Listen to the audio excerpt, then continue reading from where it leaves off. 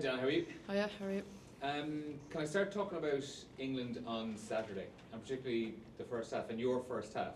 A lot of people pointed out how aggressive you were looking on defence on Saturday. Was that something you were really, really conscious of stepping up, I suppose, last week? Yeah, I suppose it's always a part of my game that I want to improve. We were hugely riled up for the game on last Saturday, and bringing the English down to Cork, it's a game that you get hugely riled up for yourself, and I think we fired shots in the first half. Our defence was brilliant. I think we put pressure on them early in the game, and I think we did leave a few opportunities out there as well in the first half, but just shows that we're, I suppose, closing the gap between us and the top contenders in the world. How important is it then to bring that same physical and emotional energy to Newport this week? Yeah, definitely. Wales have a new head coach in, and they're a team that is continuously growing as well. So, and travelling away from home is always a difficult challenge as well. So, we're definitely going to have to bring our game both sides of the ball. Big announcement this morning in general for Irish Rugby, Johnny Sexton coming in full time, and it was noted on the release that he will have involvement with the age grade teams and the women's team as well. I don't want to ignore all the work Gareth Steenson's done with you and the team as well, but how much would you be looking forward to kind of pick the brains of someone like Johnny Sexton? Yeah, definitely. He was kind of retiring, I suppose, when I came in and started my career in here. So it'd be an unbelievable opportunity for us kickers in here. I know he's going on the Lions tour, but when he comes back, like Steno is unbelievable as well. He's huge experience behind him, so to have them two coaches in is they've a wealth of knowledge. So I'm excited for that. And just then in general, with yourself and the kicking, you had that difficult day in Belfast first up, where I imagine you were very pleased with how you responded in Parma, nailing, was it 7 out of 8 that afternoon? I'm not sure, but I suppose it's good to. It was a tricky weekend against France. That happens sometimes, to have a bad day, and then coming back in that week, I didn't change much in my process. Just stuck to what I know works for me. So I was happy enough with how Italy went. And just actually to stay on the kicking game out of hand, that seems to be an area where you are getting a lot of change out of during this campaign. I suppose. I suppose the kick is only as good as the chase, so we're doing a lot of work as well in our defence and how we use our kicking game and using other players in the back line as well to kick. So that's a good part of our game, I suppose. Thanks. Was that a training ground move that chip over to Amy, because you're kind of both, I think, pointing at the same time? No, it's kind of just in the moment, being on the same page. Two dominant tackles you had, most of any Irish player. So was that kind of your mindset coming into this one, that I want to show my kind of defensive capability today? No, I kind of think it's the same process as any game. You have the same mindset. You want to get in the right headspace defensively before every game. But I think the rest of the team as well did a great job. They gave me those opportunities to make defensive dominant tackles. So it's not just my game; it's the whole team's effort. It must have felt good though. Yeah, for sure. Yeah. And have you? I think I asked you before. Have you spoken to Johnny Sexton before? Did you ever? No, I've never spoken to him.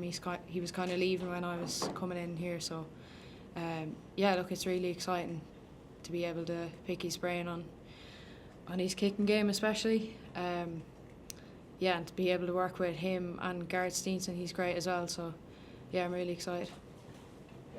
Dannah, we were just chatting to Molly Scoffin-McCabe earlier today.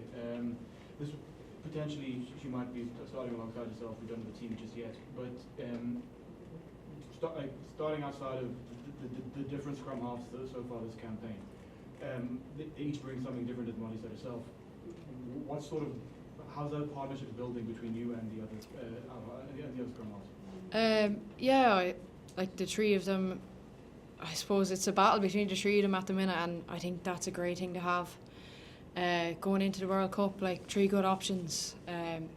As you said, they're all slightly different, but I think I kind of have the same relationship with all of them, and they know what I want, and I know what they want to do as well. So, yeah. What is it that you want from them? Depends on the game. Depends on the game plan, but yeah, like I have a good relationship with the three of them, so we're able to have back and forth conversations. Dannah, if you were analysing your own game, what areas do you think you want to improve? I'd say every area of my game going forward, just being consistent with my kicking, attacking game, passing, tackling. I suppose working on all the basic skills, like all the foundational rugby skills, and just being consistent with all of them. There's no one particular area of my game. It's kind of just being consistent. How important is it to have a midfield combination that stays the same? For you, two other pairs of eyes, what they're looking for, it just fits a little bit better?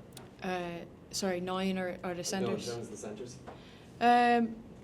Yeah, I think working with Eve and Aoife Dalton for the last 2 games, and then having Breener coming in, again, they each have their own attributes, but like in terms of what we want to do in the pitch, we're all on the same page, and yeah, it's just good. It's just great to have depth in the squad as well. Scott talks about adding layers to your game as a team. Dannah, how much of that falls on you and the other 9s and 10s? How much discussion is there with the staff on that? Yeah, I suppose Italy was a good example of us as a backline being more ambitious and pulling the trigger early in the game. Like you can't do that without a good pack as well, having a power game. But yeah, I suppose just growing our confidence as a backline, and being able to prove that we're able to score like multiple tries out wide. So yeah, that Italy game was a good one for us. And do you find as a 10 that your ability to see what's happening and manage the game has improved exponentially from your debut? I'm sure it has, but in what way do you find yeah, definitely. I think it's like other basic skills in rugby. Like I suppose you have to develop your scanning game and interpreting like the game grows with all the other basic skills. So yeah, I'd say it grows with experience, but yeah, I'd say it's definitely come on. Dannah, obviously last year against Wales and Cork, obviously had a big win there, I suppose. I'm sure you take great confidence in that, and I'm sure you feel like you've kind of grown as a team as well since then as well. Yeah, I'd say we've definitely come up another level after WXV as well, and yeah, like we're not going to take Wales lightly. They've progressed hugely as well, especially in the Six Nations. So yeah, we're going to have to turn up both sides of the ball. And I guess I suppose pretty much everyone in the squad very familiar with them, obviously either through the Celtic Challenge, or I suppose players who might be playing against them in England as well.